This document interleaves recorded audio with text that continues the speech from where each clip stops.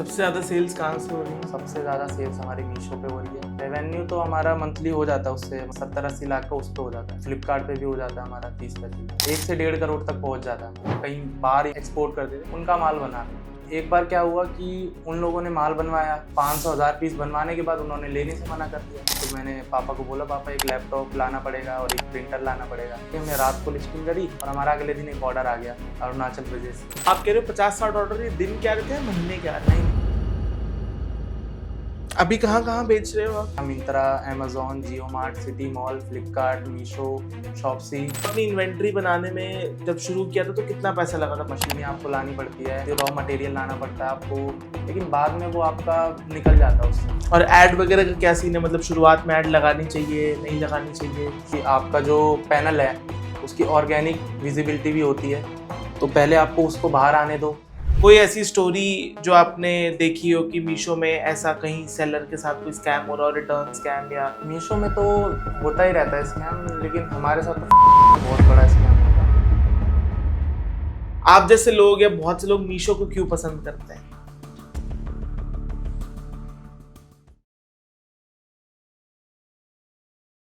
पता है, मैंने ना इतने सारे पॉडकास्ट किए हैं ई कॉमर्स के ऊपर, और लोगों का ना अक्सर एक सवाल होता है मन में कि कैसे हम ई कॉमर्स स्टार्ट कर सकते हैं, क्योंकि लोगों के मन में एक मिथ है कि ई कॉमर्स स्टार्ट करना बहुत ही डिफिकल्ट प्रोसेस है, बहुत सारी टेक्निकल नॉलेज आपको चाहिए, आपको बहुत सारा बिजनेस सेटअप चाहिए, एंड सबसे इंपॉर्टेंट आपको बहुत सारी इन्वेस्टमेंट रिक्वायर्ड होती है।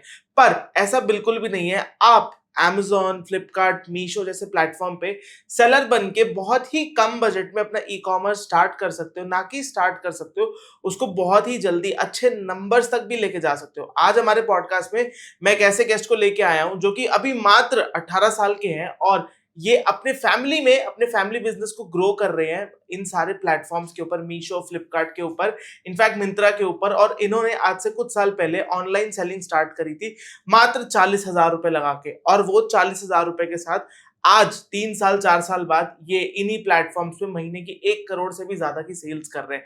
तो आइए चलिए मैं आपको मिलवाता हूं उनसे। इनका नाम है Sachin. Again welcome to the podcast. तो सचिन, जैसा कि मैंने इंट्रो सही दिया मैंने, है ना, कि जैसा आपने बताया कि आपने 3-4 साल पहले शुरू किया था। आपने जब शुरू किया था तो सिर्फ आपने एक लैपटॉप था, प्रिंटर था और कोई ऐसा सेटअप नहीं था। और आपने लिटरली लाइक अपने फादर का ही जो बैग्स मैन्युफैक्चरिंग का काम है उसको आपने ऑनलाइन बेचना स्टार्ट कर दिया। तो आप खुद ही थोड़ी सी स्टोरी बताओ कि मतलब कैसे ये स्टार्ट हुआ, आपका फैमिली बैकग्राउंड कैसा था, फिर उसके बाद कैसे आप ई कॉमर्स में आए और कैसे चीजें टर्न आउट हुई अभी जैसे हैं।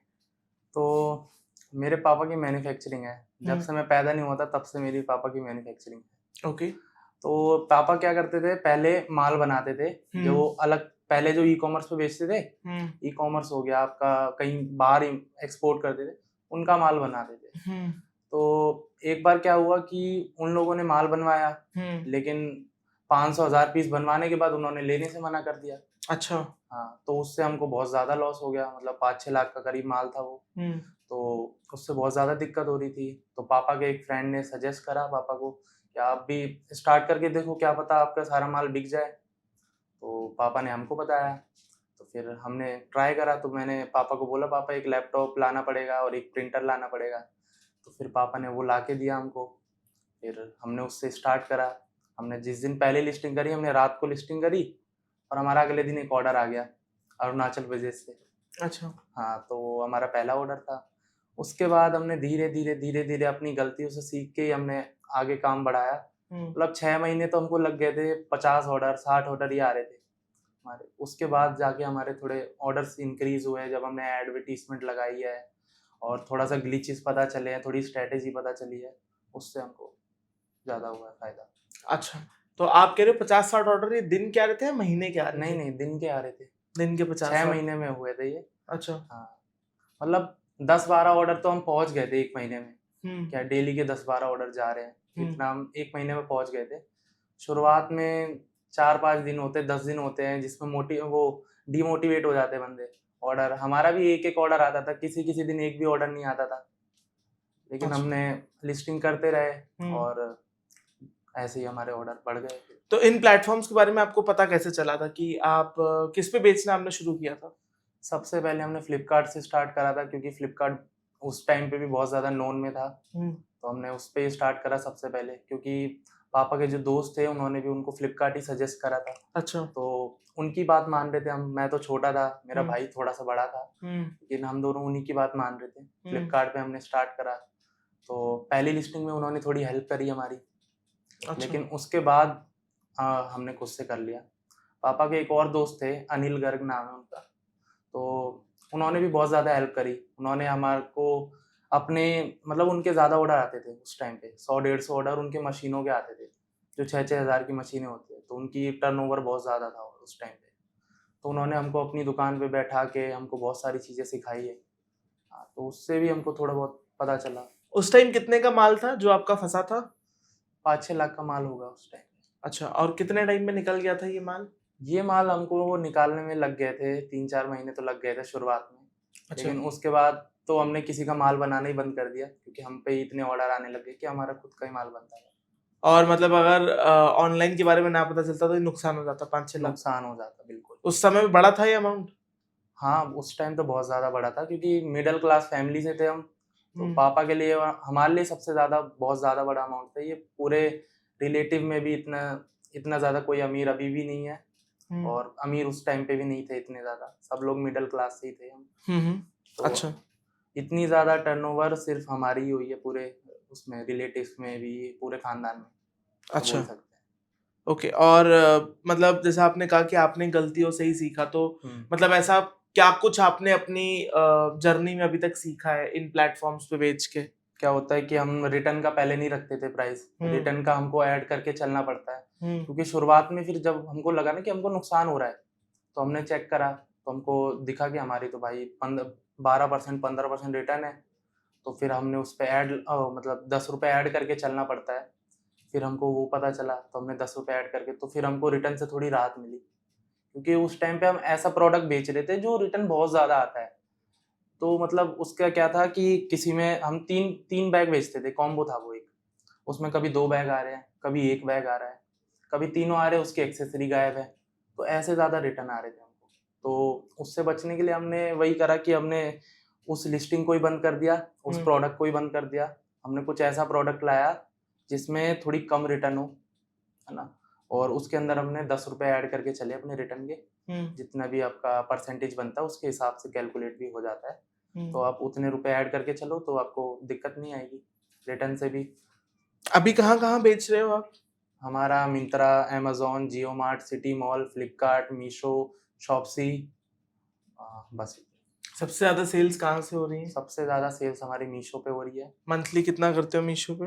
मंथली सेल्स की सेल्स। रिवेन्यू? मतलब रेवेन्यू। रेवेन्यू तो हमारा मंथली हो जाता है उससे, मतलब 70-80 लाख का उस पे हो जाता है। मीशो पे? हाँ, मतलब रेवेन्यू नहीं, सेल्स। सेल्स। हाँ, और फ्लिपकार्ट पे भी हो जाता है हमारा 30-35 लाख, ऐसा है। और मतलब बाकी 1.5-2 करोड़, मतलब 1 से 1.5 करोड़ तक पहुँच जाता है हमारा।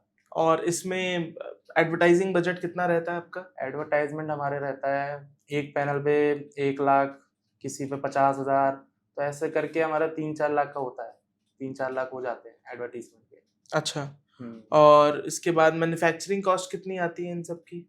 मतलब कितने का बेचते हो? मिनिमम ऑर्डर वैल्यू कितनी रहती है? मिनिमम हमारा रहता है 200-230 ऐसे रहता है मिनिमम।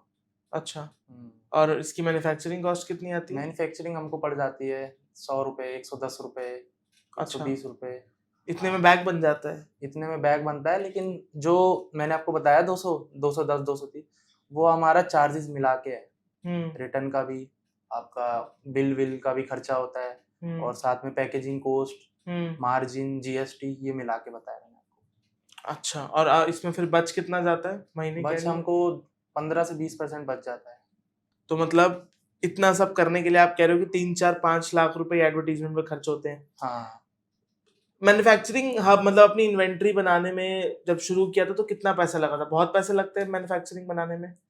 मैन्युफैक्चरिंग बनाने में उस टाइम पे, हाँ, मैन्युफैक्चरिंग बनाने में ज़्यादा लगते हैं, क्योंकि मशीनें आपको लानी पड़ती है, आपको सारी चीज़ें लानी पड़ती है, रॉ मटेरियल लाना पड़ता है आपको, और कपड़ा भी लाना पड़ता है, और आपको हायर भी करने पड़ते हैं बंदे, सैलरी पे हो गए या फिर आपको पीस रेट पे हो गए। तो वो सबका वो आता है खर्चा, लेकिन बाद में वो आपका निकल जाता है उससे। कितना खर्चा आ जाता होगा आज की डेट में? आज की डेट में तो आपका 1.5-2 लाख पहुंच जाता होगा मशीनें अगर आप लगाओगे, 5-6 मशीनें लगाओगे, तो ये सब लाओगे तो आपका पहुंच जाएगा इतना। और अगर कोई मतलब जैसे आप लोगों को भी बेचते होगे B2B हाँ, में, तो B2B में अगर कोई बंदा बेचे तो क्या वो भी अपना चला सकता है इनिशियली? बिल्कुल चला सकता है। हमसे जो लेके जाते हैं उनके भी 200-200, 300-300 ऑर्डर आते हैं। उनके जीरो से लेके गए थे, आज उनके 200-300 ऑर्डर आ रहे हैं। तो वो हमसे ही लेके जाते हैं, अभी भी लेके जाते हैं। अच्छा। बाद में जाके वो अपनी मैन्युफैक्चरिंग भी खोल सकते हैं, जब हुँ। उनका अच्छा प्रॉफिट होने लग जाए, उन पे इतना कैपिटल हो जाए उन पे कि आप अपनी मैन्युफैक्चरिंग खोल सके, तो वो मैन्युफैक्चरिंग भी खोल लेते हैं अपनी। 2-3 सेलर हैं हमारे से जो उन्होंने मैन्युफैक्चरिंग खोल ली अपनी। अच्छा। बहुत से ऐसे डिलीवरी पार्टनर भी हैं जो हमारे पास आते थे, वो भी माल लेके जाते थे, वो भी अपने पे डालते थे। वो स्कैन करने आते थे हमारे यहाँ, वो भी डालते थे। अब उन्होंने डिलीवरी का जॉब छोड़ दी, अपनी मैन्युफैक्चरिंग खोल ली और वो भी काम कर रहे हैं ई-कॉमर्स का। अच्छा, इतना आसान है ई-कॉमर्स पे वाला काम इतना करना? आसान है। मतलब आपको कोई ऐसा इतनी टेक्निकल नॉलेज नहीं चाहिए? इतनी नहीं चाहिए, आपको सिंपल होती है, प्रोडक्ट की डिटेल डालनी है आपको, लेकिन थोड़ी-सी स्ट्रैटेजी होती है, उसी की वजह से ज़्यादा ऑर्डर आते हैं, कम क्या ऑर्डर है वो आते हैं। स्ट्रैटेजी जिससे ज़्यादा ऑर्डर आते हैं? जैसे आपका हो गया, आप ज़्यादातर सेलर होते हैं, वो अपनी इन्वेंट्री में क्या करते हैं कि जब वो लाते हैं पीस, तो वो 5 जैसे वो लेके आए, तो वो किसी के 5 लाए, किसी के 10 लाए, तो वो उतना ही लिख देते कि स्टॉक मेरा 5 है इसमें। तो मीशो वो ऑलरेडी अपने आप वो नहीं दिखाता ऊपर, क्योंकि उसको पता है कि वो ऊपर दिखते ही खत्म हो जाएगा इनके दिखते ही स्टॉक। खत्म हो जाएंगे। तो वही है कि आपको हमेशा 500, 1000 ऐसे स्टॉक डालने हैं, आप पे हो कितने भी वो पीस, क्योंकि पहले दिन आपके इतने ऑर्डर नहीं आएंगे। पहले दिन आपको सिग्नल दे देगा वो कि आपका ऑर्डर आने वाले है ज़्यादा। जैसे आपने आज डाला, तो हद से ज़्यादा 15 ऑर्डर आ गए, 20 ऑर्डर आ गए, इससे ज़्यादा पहले दिन में ऑर्डर नहीं आएंगे। तो आपको साइन तो मिल ही गया है, तो आप जाके तब लेके आ सकते हो। टाइम तो मिलता ही है आपको टाइम फुलफिल मिलता करने है। का 2 से 3 दिन का? अगर एक्सप्रेस है तो आपको नहीं मिलेगा। जैसे आपका आज ऑर्डर आया, आज रात के 12 बजे तक जो भी ऑर्डर आया आपको सुबह भेजना है। हाँ, तो आपको पहले दिन आपको सिग्नल मिल जाएगा, आप उसको फ़ोन कर दो। आपका ज़्यादा से ज़्यादा 1 दिन रोक सकते हो, आप एसएलए डाल दो उसमें, 1 दिन का आप रोक लो। हाँ, वैसे एक्सप्रेस में डालोगे तो आपके ऑर्डर्स ज़्यादा, विज़िबिलिटी ज़्यादा आएगी, क्योंकि जल्दी कस्टमर के पास पहुँचेगा, कम आरटीओ आएगा, कम आपका चांसेस कम होगा डीटीओ आने का। डीटीओ मतलब कस्टमर रिटर्न होता है। तो कस्टमर रिटर्न कम आएगा तो आपका फ़ायदा ही होगा, और आरटीओ भी ज़्यादा आता है, क्योंकि जब लेट पहुँचता है कस्टमर पे तो उसको जब मन नीड थी, बदल जाता मन है, भी बदल जाता है और उसकी नीड पूरी हो जाती है, हाँ, उसने जब कहीं से ले लिया वही या अब नहीं ज़रूरत है। ज़रूरत नहीं है। हुँ। तो ऐसे लोग लेके उसके बाद कस्टमर रिटर्न भी कर देते हैं, तो उससे हमको बहुत ज़्यादा नुकसान हो जाता है। क्योंकि एवरेज 160 आपका ऐसे कटता है, क्योंकि आपका 80 रुपीज़ होता है, मतलब एवरेज मैं बता रहा हूँ, 80 रुपीज़ आपका डिलीवरी चार्ज लगता है। जब आपका रिटर्न आता है तो उस पे रिटर्न शिपिंग चार्ज लगता है, मतलब इधर से जाने का, उधर से आने का, दोनों का प्लस होके फिर आपका कटता है वो आपसे। फिर वो आपका सीधा सेटलमेंट में से कटता है, तो उससे आपको नुकसान होता है, तभी 10 रुपए मैं ऐड करवाने को बोल रहा हूँ। अच्छा, तो एक तो ये हो गया स्टॉक वाली स्ट्रैटेजी कि स्टॉक आप अच्छे से उसमें ऐड करो, और मतलब ऐसी 4-5 चीज़ें जो आपको लगता है कि लोग अगर ये स्टार्टिंग में करेंगे तो उनको ऑर्डर ज़्यादा आएँगे। अलग-अलग तरीके से लिस्टिंग डालना, सेम प्रोडक्ट की मल्टीपल लिस्टिंग। आपका एक ही फ़ोटो है, आप पे एक ही फ़ोटो है, आप उसकी चैट जीपीटी से बनवा सकते हो इमेज। अगर आप पे प्रोडक्ट की फ़ोटो भी नहीं है, तो आप फ़ोन से खींच लो, आजकल एआई बहुत ज़्यादा एडवांस हो गया है, तो आपकी प्रोफेशनल बना देगा वो, मतलब प्रोफेशनल से भी अच्छी बना देते हैं आजकल। अगर आप अच्छा प्रॉम्प्ट डालोगे, तो आपकी अच्छी बना देंगे। बाद में आप फ़ोटोशॉप का यूज़ कर लो, या फिर आप उसी का चैट जीपीटी का ही यूज़ कर लो। फ़ोटोशॉप ज़्यादा ईज़ी हो जाएगा आपका, बैकग्राउंड चेंज कर दो उसका। बैकग्राउंड चेंज करके आप लिस्टिंग करो, आप किसी मतलब दोबारा से फ़ोटो बनवा ली किसी और एंगल में उसकी, तो उसकी लिस्टिंग करो। मतलब एक ही प्रोडक्ट को आप बहुत बार लिस्ट कर सकते हो, बस चेंजेस कर देना फ़ोटो में, वरना ब्लॉक हो जाएगी आपकी लिस्टिंग। अच्छा, हाँ। ओके। और मतलब कितनी लिस्टिंग शुरुआत में करनी चाहिए? क्या रेगुलर लिस्टिंग करनी चाहिए? रेगुलर आपको 10 से 20 लिस्टिंग करनी चाहिए मेरे हिसाब से, ताकि आपका मीशो को लगे कि आप काम कर रहे हो अपने पैनल पे। क्योंकि वो भी उसी को ऑर्डर देते हैं जो काम कर रहे हैं पैनल पे। अगर जो नहीं कर रहे काम, उनको भी ऑर्डर वो देते नहीं है। एक्टिव सेलर मतलब अब हाँ, दिखना एक्टिव चाहिए। सेलर जो होते हैं, जो एक्सप्रेस में जैसे आज ऑर्डर आया कल भेज रहे हैं, ब्रीच नहीं लगा रहे हैं, आपका मतलब कम डीटीओ आ रहा है, तो उसको अपने आप वो ऊपर दिखाते हैं। और ऐड वगैरह का क्या सीन है? मतलब शुरुआत में ऐड लगानी चाहिए, नहीं लगानी चाहिए? शुरुआत में आपको मेरे हिसाब से ऐड नहीं लगानी चाहिए, क्योंकि आपका जो पैनल है उसकी ऑर्गेनिक विजिबिलिटी भी होती है। तो पहले आपको उसको बाहर आने दो, थोड़ा जब प्रोडक्ट आपने डाला है उसकी जब ऑर्गेनिक सेल आएगी। पर ऐसा है ऑर्गेनिक सेल शुरू में आती नहीं है ना, तो कैसे आए शुरू में ऑर्गेनिक मतलब आप ऐसा है कि आप 10 प्रोडक्ट डालोगे तो उसमें से एक की ऑर्गेनिक सेल आएगी। आप अच्छे से लिस्टिंग करो, आप उसकी डिस्क्रिप्शन बनवाओ चैट जीपीटी से।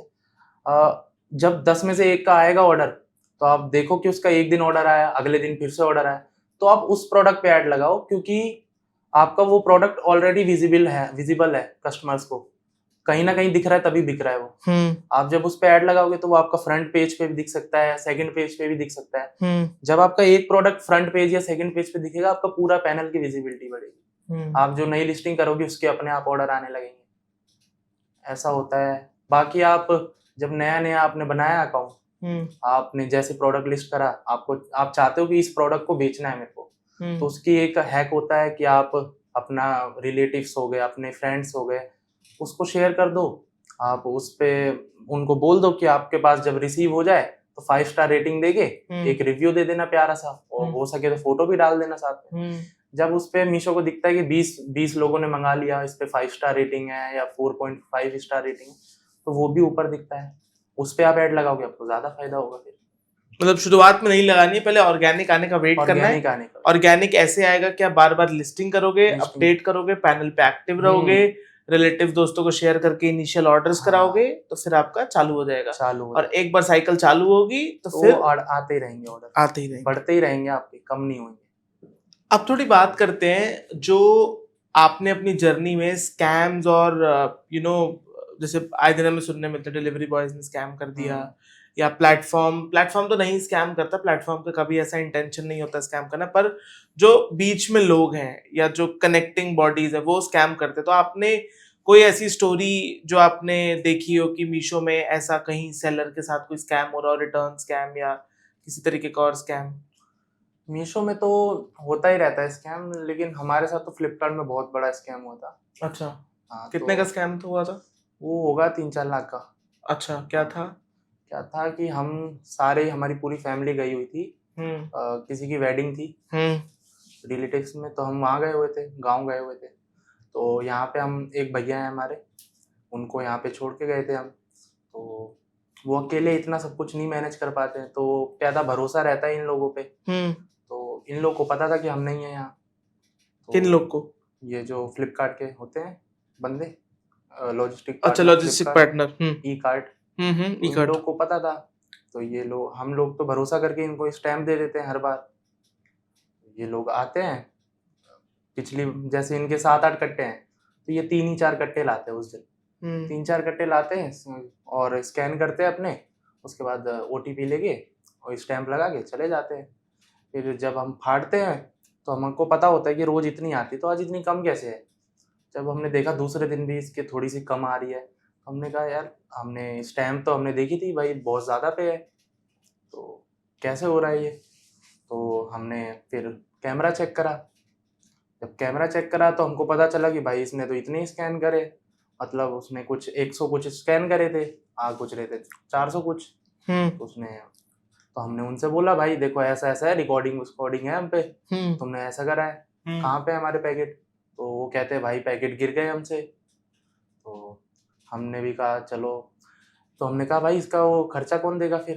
तो उन्होंने कहा भाई आप ना बस बोलना मत, वहाँ पे ऊपर उनके ऑफिसर्स को मत बोलना, बस हम ला के दे देंगे आपको। तो उन्होंने शाम तक ही हमको दे दिए, 80,000 रुपये कुछ उन्होंने दे दिए। हमने उनसे वही रेट लिया जो हम होलसेलर से लेते हैं, वही रेट लिया हमने, कोई पैनल वैनल वाला नहीं लिया रेट, वरना उनको बहुत ज्यादा महंगा पड़ जाता। अच्छा, पैनल वाला रेट तो आपको सारा फिक्स फी वी लगा के तो 300 कुछ का हो रहा था एक बैग, हमने उनसे लिया 150 के हिसाब से, तो हमने, उन्होंने शाम तक ही दे दिया हमको। लूपहोल है काम, मतलब ये स्कैम कैसे ऑपरेट कैसे करते हैं आप, ये सिर्फ हमारी लापरवाही की वजह से होता है कि हम लोग मतलब थोड़ा सा फ्रेंडली में चले जाते हैं कि भाई एक ही बंदा रोज आ रहा है, तो उस पर भरोसा कर लिया। लेकिन वो हमको रोज गिननी है, रिटर्न जितनी भी आए गिननी है। आपका मेल भी आती है, अगले दिन आपको एक मेल आती है, उसमें साफ साफ मेंशन होता है कि आपको कितनी रिटर्न रिसीव हुई है। आपका पैनल पे भी शो होता है, लेकिन पैनल पे थोड़ा ग्लिच है तो उस पे थोड़े कम पैकेट शो होते हैं। पैनल पे ना देख के आप अगले दिन देखो कि उस पे आपको शीट आती है, पूरी एक्सेल शीट, उस पर साफ साफ लिखा होता है इतने पैकेट आए हैं। आप एक काम और कर सकते हो, बीच में पहले अगर आप जब स्टार्ट करोगे तो आपको खुली रिटर्न आएगी, आप सीधा उनको बोलो भाई मेरे को चाहिए सील पैक, मेरे को चाहिए मदर हब से सील लग के आए इसमें, बीच में कहीं खुले ना, तो वो आके सीधा आपके पास आके सील खोलेगा उसकी। तो उससे क्या होगा? उससे बीच में जो चोरी होने का खतरा रहता है वो कम हो जाएगा। और कोई ऐसी टिप जो मतलब आपने कोई ऐसी सीख जो आपने इतने टाइम बिजनेस करके सीखी हो? पैकेट हमेशा अपने आंखों के सामने स्कैन करवाओ, उनका मोबाइल चेक करो, मतलब स्कैनर उनका चेक करो कि आपका पिकअप हट गया है। क्या होता है कि आपका स्कैन कर देंगे, बाद में बाहर जाके बैक कर देंगे, बैक कर देते तो उनकी स्कैनिंग चली जाती है, तो वो पैकेट आप वो कहीं पे भी ले जा सकते हैं। अब वो आपने तो आपसे चोरी हो गया वो पैकेट एक तरीके से। हाँ चोरी हो गया, आपने तो देखा भाई स्कैनिंग कर रहे हैं, वो भी बोल रहे हैं भाई आपके सामने स्कैन करे थे मैंने तो पैकेट। अब वो हब में है, शायद पता नहीं कहाँ है, आगे चले गए होंगे, बाद में हट जाएंगे 4-5 दिन। तो वो कहते हैं चलो 4-5 दिन में हट जाएंगे, वो 4-5 दिन में हटते नहीं है। फिर क्या होता है धीरे धीरे ब्रीच लगता है, फिर ब्रीच लगता है, फिर दोबारा ब्रीच, तो आपका पैनल भी टर्मिनेट हो जाता है। पूरे हफ्ते के आपका पेमेंट रुक जाता है, ऑर्डर्स भी नहीं भेज पाओगे आप, तो आपका पूरा क्रैश हो जाता है पैनल एक तरीके से। अगर आपका एक हुआ है आपके साथ कभी ऐसा हुआ है हमारे साथ, जब क्या था कि एक बार उसमें फ्लिपकार्ट में एक चीज होती है, जैसे आपको 11 बजे तक डिस्पैच करना है ताकि जल्दी कस्टमर को मिल सके। अगर आप नहीं करोगे, मीशो पे क्या है ब्रीच लगेगा तो आपको वार्निंग देंगे, फ्लिपकार्ट वाले वार्निंग नहीं देते। आपका ब्रीच लगा। ब्रीच क्या होता है?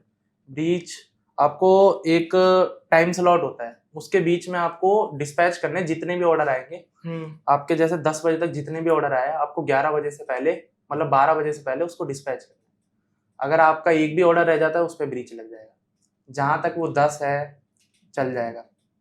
आपके जहाँ पे 200 हुए, 200 जैसे हमारा लगा था 250 ब्रीच, हमारा दिमाग से निकल गया, 250 ब्रीच लगा। मतलब 250 ऑर्डर्स आप टाइम पे नहीं फुलफिल कर पाए? ऐसा नहीं, फुलफिल तो हम पे रेडी रखा था, ये हमारे दिमाग से निकल गया डिस्पैच करना, और डिस्पैच नहीं करा, और उसके बाद आप टिकट डालो कि रॉन्ग आरटीडी, तो अगर आप उनको वैलिड रीजन नहीं देते हो तो वो आपका पैनल टर्मिनेट कर सकते हैं। अगर आपका 200-250 है तो आपको 1 महीने का भी हो सकता है। आज के टाइम पे, हमारे टाइम पे तो आज बहुत टाइम हो गया इस बात को, 3-3.5 साल हो गए, इतनी बड़ी गलती अब नहीं करी है दोबारा। तो 1 हफ्ते के लिए हमारा पूरा रुक गया था पेमेंट, हाँ पूरा होल्ड पे चला गया था, ना पेमेंट आ रही थी ना ऑर्डर आ रहे थे। कितनी पेमेंट थी उसमें? उसमें पेमेंट थी उस टाइम पे 6-7 लाख रुपए उसमें पड़े थी। क्या है फ्लिपकार्ट में जल्दी आ जाती थी, जितना ऊपर आप जाओगे आपका गोल्ड पे आपका शायद 3 दिन का होता है सेटलमेंट, हाँ, प्लेटिनम पे आपका 2 दिन का होता है, उसके ऊपर तो आपका डायमंड है, उस पे तो डायमंड पे तो बहुत मुश्किल से पहुंचता है, 100 करोड़ की सेल चाहिए उसके लिए खाली एक पैनल पे फ्लिपकार्ट के, तो वो महंगी आइटम वाले ही पहुंच पाते हैं वहाँ। हाँ महंगी आइटम, और जो फिर वो तो एक तरीके से स्टॉकिस्ट हो गए ना, मतलब वो फिर सेलर नहीं है। हाँ, मतलब वो हम और आप जैसे लोग तो बन भी नहीं सकते, उसके लिए तो आपको मतलब एक वेयर हाउस ही चाहिए, 2-3 वेयर हाउस, मतलब आपके 20-25-30 बंदे तो आपके डेली वहीं पे रहेंगे फ्लिपकार्ट के, आएंगे स्कैन करेंगे पूरे दिन। हमारे भी कभी 2-2 हजार ऑर्डर आ जाते हैं तो 2-3 बंदे हमारे वहीं पे रहते हैं स्कैन। फ्लिपकार्ट की थोड़ी मुश्किल होती है स्कैनिंग करना, कट्टे वट्टे बनाने होते हैं तो ज्यादा टाइम लगता है। आपने देखा होगा कि बहुत से लोग मीशो का अफिलिएट करते हैं, मतलब इंस्टाग्राम पे बहुत सारे इन्फ्लुएंसर्स मीशो का अफिलिएट वगैरह करते हैं, तो मतलब इससे कोई नुकसान होता है सेलर को या सेलर को फायदा है? सेलर से पैसे कटते हैं, कितने कटते हैं, क्या क्या प्रोसेस रहता है? एफिलिएट करते हैं मतलब आप लोगों से कोई पैसे वगैरह कटते हैं अगर कोई प्रमोट आपका कर रहा है प्रोडक्ट? हाँ, प्रमोट के पैसे कटते हैं, एक इन्फ्लुएंसर मार्केटिंग नाम का एक वो है प्रोग्राम उनका, हाँ, उसमें आपका 2-3 रुपए पर ऑर्डर कटता है हमसे। तो वो आपने ऑन कर रखा है? वो हमारा ऑन है। फायदा होता है उससे? फायदा मेरे को इतना नहीं दिखता उसमें, लेकिन नुकसान ज्यादा होता है। अच्छा, क्योंकि ऑर्डर ज्यादा आते नहीं है। हाँ, जो जिनके 1000 फॉलोअर्स हैं, हाँ, उनकी वीडियो ज्यादा से ज्यादा 5000 लोग देखते हैं। 5000 में से अगर 2-3 ऑर्डर भी आए आपके, तो इतना कुछ हो नहीं रहा है आपका फायदा। और पर आप पैसे आपके हर ऑर्डर से कट रहे हैं। हाँ, आपका सीपीसी बढ़ता है जब आपका सीपीसी आपका बढ़ेगा जब आपके कम ऑर्डर आएंगे। अगर आपके ज्यादा व्यूज आ रहे हैं तो आपका सही हो जाएगा, मतलब सही तो रिवेन्यू भी इतना हो जाएगा, लेकिन इतना कुछ फर्क नहीं पड़ता उससे जब तक कोई बड़ा क्रिएटर ना बनाए। अच्छा, और इसके साथ साथ मतलब क्या आपको लगता है कि जैसे आजकल हमने भी जैसे बहुत सारी वीडियोस अब कर ली है ई कॉमर्स की, मीशो के ऊपर भी हमने एक वीडियो करी, तो बहुत से लोग क्या करते हैं ना, सीधा कॉपी पेस्ट करना स्टार्ट कर देते हैं एक सेलर से दूसरे से। मतलब आपका स्टोर देखा, और आप किन नाम से बेचते हो मीशो पे? बाबुलर ट्रेडर्स है हमारा, विकास एंटरप्राइज है, विकास ट्रेडर्स है, ममता ट्रेडर्स है, 4 अकाउंट है। अच्छा, तो जैसे आपका अकाउंट देखा, उसी से कॉपी पेस्ट करना स्टार्ट कर दिया, तो ऐसे लोगों को सेल फिर नहीं आती, डिमोटिवेट हो जाते हैं लोग, तो इनको क्या ऐसे कॉपी पेस्ट करना चाहिए या फिर अपना खुद से इनोवेट कुछ करना चाहिए, कुछ अलग करना आपको चाहिए? मेरे हिसाब से तो आपको बाहर निकलना चाहिए, मार्केट में निकलो। आप जरूरी नहीं है बैग्स बेचो, हम तो बैग्स बेचते हैं, हमारी पापा ने मैन्युफैक्चरिंग खोल रखी तो हमको फायदा होता है उसमें, तो जान पहचान निकल जाती है। लेकिन आपका जरूरी नहीं है, आप थोड़ा सस्ते आइटम बेचो, जो सस्ते आइटम होते हैं उनकी सेल्स ज्यादा होती है। पर उसमें मार्जिन बच पाता होगा? मार्जिन उस पे भी होता है, मतलब चाइनीज आइटम है आपकी तो उसमें मार्जिन आपको सही मिल जाएगा। मतलब अगर आपका कम का प्रोडक्ट है तो उस पे कम ही मार्जिन होता है, इतना नहीं होता है, लेकिन उसके ऑर्डर्स ज्यादा होते हैं, क्वांटिटी ज्यादा होती है, तो उसके आपका रिवेन्यू भी ज्यादा हो जाता है। क्या होता है कि कस्टमर्स के पास एक होता है, मतलब साइकोलॉजी भी है कि आपका 100 से कम का आपका प्रोडक्ट है, मतलब 100 है, 120 रुपए, 150 का है, तो बंदा कहता है कि आ गया है तो अब क्या ही रिटर्न करूँ इसको, 150 रुपए में क्या ही हो जाएगा मेरा, तो उसकी वजह से भी वो रिटर्न नहीं करता है कभी कभार, तो उससे ज्यादा हमारे को फायदा हो जाता है। और सबसे ज्यादा जो कैटेगरी बिकती है वो होती है होम एंड किचन की, मतलब आप देखोगे सजाने वजाने का सामान हो गया, किचन की कोई हैक्स हो गए, सब्जी काटने का कुछ हो गया, ये आपका बहुत ज्यादा बिकता है उसमें। चाइनीज आइटम है आपकी, वुमेन एक्सेसरी होती है आपकी, छोटी छोटी चीजें जो लड़कियों का बैग भरा ही रहता है उस चीज से। तो मतलब ऐसी कोई 3 कैटेगरी जिसमें बंदा अगर बेचे तो शुरुआत में उसे अच्छे ऑर्डर आएंगे? आपका एक house hold item, daily use वाले, जो उसके बाद आपका हो गया होम एंड किचन आइटम्स, और उसके बाद हो गया आपका वुमेन एक्सेसरी। तीन कैटेगरी बढ़िया है ये, इस पे आप स्टार्ट कर सकते हो।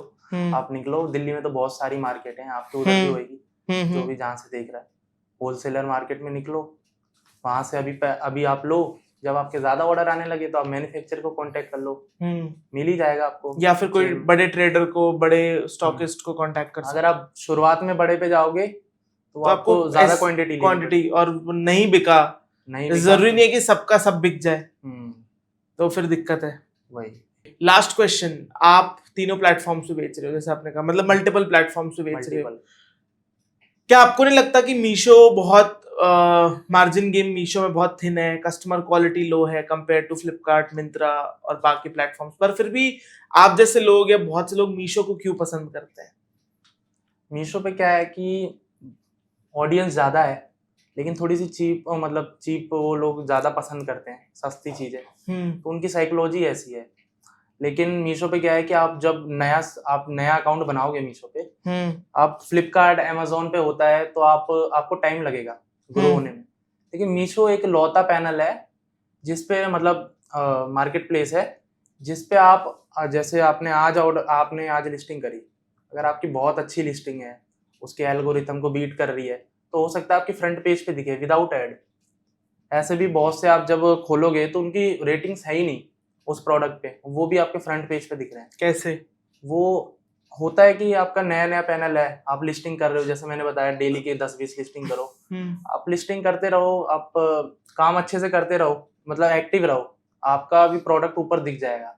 और अगर आप जो मैंने बताया कि आपको रिलेटिव से आप करवाओ, उससे भी बहुत ज्यादा फायदा होता है, उससे भी आपका फ्रंट पेज पे दिख जाता है।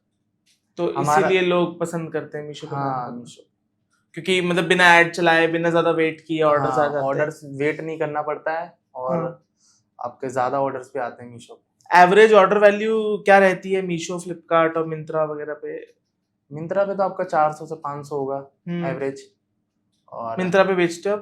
मिंत्रा पे हम बेचते हैं, लेकिन उस पे सिर्फ एक कैटलॉग अभी लाइव करा है हमने, जिसकी डेली के 4-5-6 ऑर्डर आ जाते हैं, और उस पे हमको आराम से 200-250 रुपए बच जाते हैं एक उस पे, जस्ट बिकॉज मिंत्रा है वो, और मिंत्रा है, मतलब हाई वैल्यू गुड्स वहाँ पे पसंद करते हैं। और फ्लिपकार्ट पे एवरेज है, फ्लिपकार्ट पे भी अब सस्ता हो गया सब कुछ, क्योंकि उन्होंने शॉप्सी लॉन्च करा है, उनके शॉप्सी के प्रोडक्ट भी फ्लिपकार्ट पे दिखते हैं, आप फ्लिपकार्ट पे सर्च करोगे शॉप्सी के भी दिखेंगे प्रोडक्ट आपको। क्योंकि शॉप्सी में 0% कमीशन है, फ्लिपकार्ट में आपका फिक्स्ड फी है, मार्केट प्लेस फी है। फ्लिपकार्ट ने बहुत सी उस कैटेगरी पे करा है 0 मार्केट प्लेस फी, एक फिक्स्ड फी अभी भी है। उसकी वजह से आपको फ्लिपकार्ट पे महंगी चीजें दिखेंगी थोड़ी सी, मतलब एवरेज 69 रुपीज आपका होगा फिक्स्ड फी, एवरेज मैं बता रहा हूँ, बाकी कैटेगरी पे भी डिपेंड करता है। आपका फिक्स फी की वजह से आपके थोड़े कम ऑर्डर आ सकते हैं, लेकिन मैं यही प्रेफर करूंगा कि आप शॉप्सी पे ज्यादा लिस्टिंग करो फ्लिपकार्ट के कंपैरिजन में। शॉप्सी पे आप मीशो के स्टाइल में ही कर सकते हो, उस पे 0% कमीशन है, अपना कैलकुलेशन आप मीशो के हिसाब से कर सकते हो उस पे। और बाकी मीशो तो फिर है ही है, हाँ, मतलब मीशो तो आपका 50 चलेगा रुपए ही। से लेके 200-250 रुपए तक चीजें बिक जाती हैं, आराम से बिकते हैं उस पे, जितना कम का प्रोडक्ट उतनी ज्यादा सेल।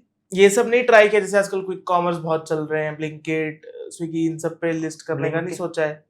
ब्लिंकिट पे बैग्स वैग्स की कैटेगरी अभी आई नहीं है कि ओके। बैग्स बेचो आप। अच्छा, उस पे क्या है कि जो पर ब्लिंकिट में बैग्स बिकते देखे हैं मैंने, मतलब वुमेन बैग नहीं पर आपने पर्स देखे होंगे, हाँ ये जो गुड गिफ्ट में देने वाली आइटम्स होती हैं, हाँ वो बिकती है ब्लिंकिट पे। अभी पर तक वुमेन हैंडबैग आया नहीं है। ओके। जिस दिन आएगा तो हम उस पे भी ट्राई करेंगे, क्योंकि हमको तो फैलाना ही है। हम्म हमारा जैसे हम सिर्फ ई कॉमर्स पे नहीं है, हम हम्म क्या हम सिर्फ ई कॉमर्स से आएगा पैसा? जब आता है पैसा तो हमको इन्वेस्ट भी करते हैं, जैसे स्टॉक मार्केट में हमारा 8-10 लाख रुपए हमने उस पे लगा रखा है स्टॉक मार्केट में, और वेयर हाउस भी हमने खोल रखा है। जैसे आपका वेल्मो है, वेल्मो एक वेयर हाउस है आपका, आप उसका फ्रेंचाइजी ले सकते हो उसकी। तो हमने उसकी गुड़गांव में, गुड़गांव बोल रहा हूँ सॉरी, गाजियाबाद में हमने एक फ्रेंचाइजी ले रखी है उसकी। मेरठ में काम चल रहा है और एक गाजियाबाद में एक और खोलने का सोच रहे हैं, तो उससे भी आपका बढ़िया सेल हो जाता है। मतलब आप 1 लाख रुपए आपका वहां से आ जाता है, ऐसा मान लो 1 लाख रुपए आपका आ जाएगा, क्योंकि आपको 2 रुपए कुछ पैसे उस पे मिलते हैं एक प्रोडक्ट, एक पैकेट पे। आपके डेली इन्वेस्टमेंट कितना है? इन्वेस्टमेंट आपका 5 लाख 8 लाख, ऐसे 5 से 8 लाख। आपको वहां पे जाके रेंट पे भी लेना पड़ेगा वो, और उसके बाद थोड़ा समय लगेगा पर प्रॉफिटेबल आ जाएगा। प्रॉफिटेबल हो जाएगा आपका, 6 महीने 7 महीने के अंदर प्रॉफिटेबल हो जाएगा आपका, इन्वेस्टमेंट आ जाएगी आपके हाथ में वापस। अगर किसी का खुद का रियल एस्टेट है तो बात ही अलग है। हाँ, वो तो अलग ही बात है। आपको टीवी लगानी पड़ेगी वहाँ, स्कैनर, आपको बंदे हायर करने पड़ेंगे, मैनेजर, टीएल और स्टोर मैनेजर जो भी है वो सब आपको रखने पड़ेंगे, और डिलीवरी पार्टनर्स हो गए, आपको गाड़ी वाले रखने पड़ेंगे। मतलब आपको थोड़ा सा इन्वेस्ट करना पड़ेगा टाइम अपना, लेकिन एक बार जब वो सेटअप हो जाएगा तो आपको 7-8 महीने में फिर वो आपकी इनकम बन जाएगी कि आपको कुछ नहीं करना है। आप यहाँ पे भी बैठे हो, आपका हब आराम से चल रहा है, आप जाओ आराम से, मतलब पैसे आपके आते रहेंगे, जब मर्जी वहां पे जाओ, देखाओ कैसा चल रहा है काम, बाकी चल तो रहा ही है वो अपने आप। So again guys that is it. आज के मेरे इस पॉडकास्ट के लिए मैंने अगेन आप लोग के लिए अनलॉक किया कि कैसे आप ई कॉमर्स पे सेलिंग स्टार्ट कर सकते हैं। मुझे उम्मीद है कि ये पॉडकास्ट आपको थोड़ा इजी लगा होगा समझने के लिए। अगर आप भी स्टार्ट करना चाहते हैं मीशो सेलिंग या फ्लिपकार्ट पे सेलिंग तो डेफिनेटली आप अब कर सकते हैं। अगर आपको कोई डाउट आता है, कोई क्वेश्चन आता है तो आप डायरेक्टली सचिन जी से भी पूछ सकते हैं। इनके सोशल हैंडल्स में नीचे लिंक कर दूंगा। और अगर आपको ये पॉडकास्ट पसंद आया, आपने अगर हमें अभी तक सब्सक्राइब नहीं किया तो सब्सक्राइब करना मत भूलना। मिलता हूं मैं आपको ऐसे ही नेक्स्ट किसी इंफॉर्मेटिव पॉडकास्ट में।